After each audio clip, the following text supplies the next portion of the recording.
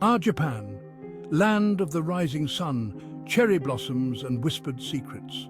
Behind its veil of politeness and ancient traditions lies a world of intrigue and allure, the pleasure districts.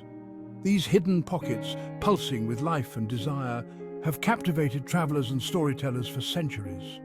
Imagine, if you will, the gentle strum of a shamisen, its melancholic tune spilling out from behind paper walls, the soft shuffle of gaiter sandals on cobblestone streets, the air thick with the scent of sake, and something altogether more intoxicating.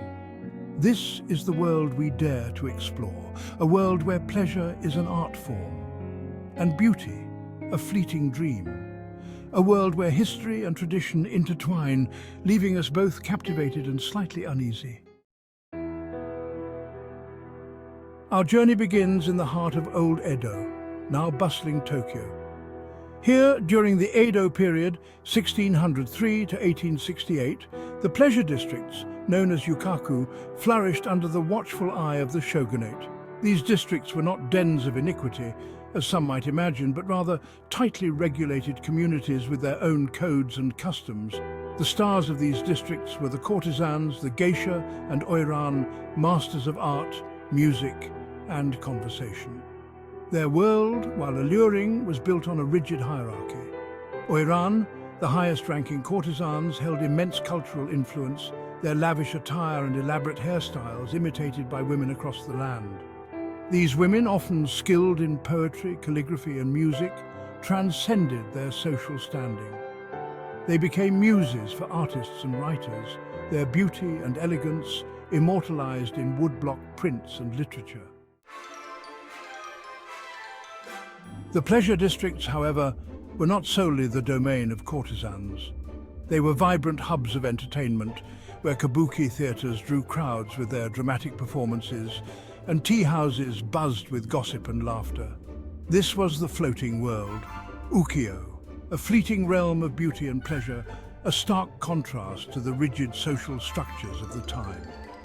Artists flocked to these districts, capturing the essence of this transient world in vibrant woodblock prints.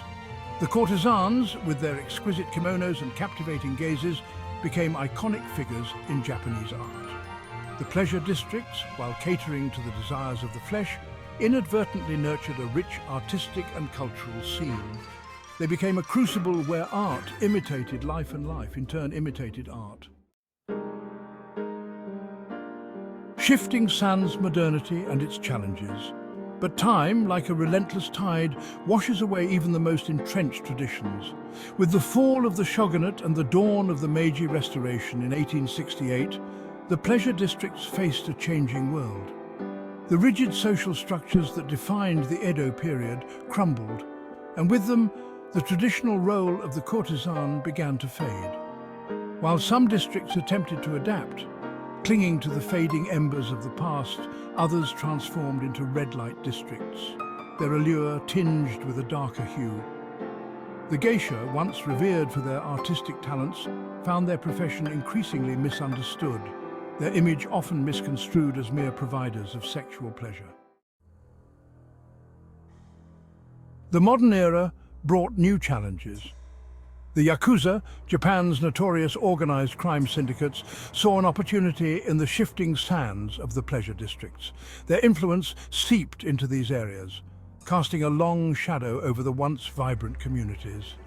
Exploitation became a grim reality for some, with women forced into prostitution against their will. The romantic image of the courtesan, a master of her own destiny, seemed a distant memory in these darker corners of the districts.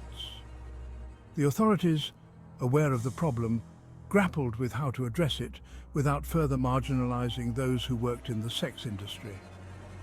The line between tradition, exploitation, and the complexities of human desire blurred. Today, the future of Japan's pleasure districts hangs in the balance. Some argue for their preservation, seeing them as vital links to a rich cultural heritage. They point to the few remaining geisha districts, like Gion in Kyoto, where tradition is fiercely guarded and the art of the geisha is still celebrated.